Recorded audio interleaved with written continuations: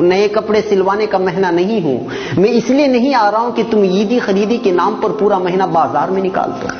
میں صرف تمہیں بھوکا رکھنے کے لیے نہیں آ رہا ہوں. یہ عبادتوں میں دکھاوا کرو اس لیے نہیں آ رہا ہوں. زکوٰۃ اور فطرے کے نام پر نام و نمود بٹورو اس لیے نہیں آ رہا ہوں. افطار پارٹی کے نام پر فضول خرچی کرو اس لیے نہیں آ رہا ہوں. عبادتوں میں دکھاوا کرو اس لیے نہیں آ رہا ہوں.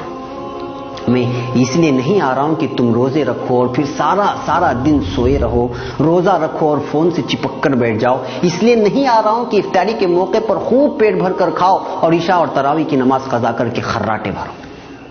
میں تو آتا ہوں اپنے رب کی رحمتوں، برکتوں اور مغفرتوں کی سوغات لے کر، مگر تم اس کو حاصل کرنے کے بجائے تجارت کے حساب و کتاب میں لگ جاتے ہو. روزہ رکھ کر یوں سمجھتے ہو کہ میں نے تیر مار لیا. ارے میں تو سال بھر کے تمہارے گناہوں کو دھونے کے لیے اللہ کی طرف سے مغفرت کا پروانہ بن کر آتا ہوں، مگر تم روزہ رکھ کر بھی گناہوں سے باز نہیں آتے.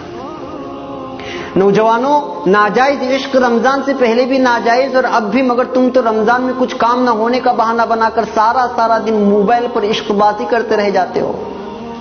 پھر روزہ رکھ کر یہ گناہ کیسا؟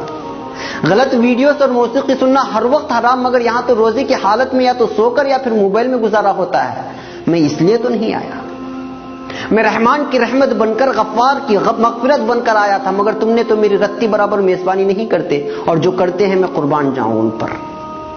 میرا یہ ایک دن نہیں گزرتا ہے اور وہ افسوس کرتے رہ جاتے ہیں کہ ایک دن گزر گیا، اور پھر رات دن قرآن کی تلاوت سے، تسبیح اور نمازوں سے، دعاؤں اور التجاؤں سے اپنے رب کو منانے کی کوشش کرتے ہیں. ہر پل وہ اپنے خالق سے اپنے گناہوں کی شکایت کرتے ہیں اور رحمتیں لوٹتے ہیں، برکتیں حاصل کرتے ہیں، مغفرت کے پروانے اپنے نام کر لیتے ہیں. میں آتا بھی اسی لیے ہوں. تم بھول مت جانا، میں جب تمہارے آنگن میں قدم رکھوں گا تو میرا ہر لمحہ ہزاروں لمحوں سے بہتر ہے، کیونکہ میں ایسا مہینہ جس میں ہر لمحہ اللہ کی رحمت برستی ہے. میں کبھی تم کو روزہ بن کر آواز دیتا ہوں، کبھی افطاری کی دعا بن کر، کبھی سحری سے تھوڑی دیر قبل اٹھ کے اپنے رب سے التجا کر کے اسے منانے کی درخواست کرتا ہوں. کبھی رحمت کے 10 دن دیتا ہوں تو کبھی مغفرت کے، اور کبھی جنت و جہنم کی خلاصی کے دعا کے لیے 10 دن تمہارے حوالے کرتا ہوں، مگر تم مانتے نہیں. ارے ہوش میں آؤ بھائی، میں آ رہا ہوں. کہاں کھو گئے ہو؟ 11 ماہ گناہوں کے دلدل میں ڈوبے رہنے کے بعد اپنے گناہوں کو بخشوانے کے لیے میرے رب نے تم تک بھیجا، تو تم روزے کے نام پر خالی پیٹ رہ کر وہی جھوٹ کے انبار، غیبت کے بازار، بات پر تکرار، عید خرید کے نام پر بیوی سے انبن، پڑوسی سے لا تعلقی. ارے ہوش میں آؤ، اگر میں چلا گیا تو موقع ہاتھ سے چلا جائے گا اور لوٹنے کے لیے 11 مہینے لگ جائیں گے، اور زندگی کا کوئی بھروسہ بھی نہیں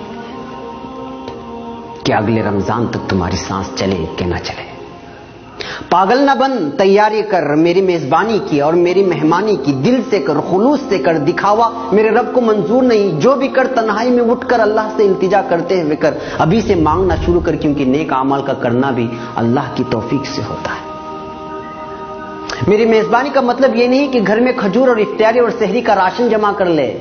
میری میزبانی کا مطلب ہے نماز، تراویح، تلاوت قرآن، گناہوں سے اجتناب، جھوٹ، غیبت، فحاشی، ناجائز عشق بازی اور بازاروں کی زینت بننے سے خود بھی بچنا اور گھر کی خواتین کو بھی اس سے باز رکھنا.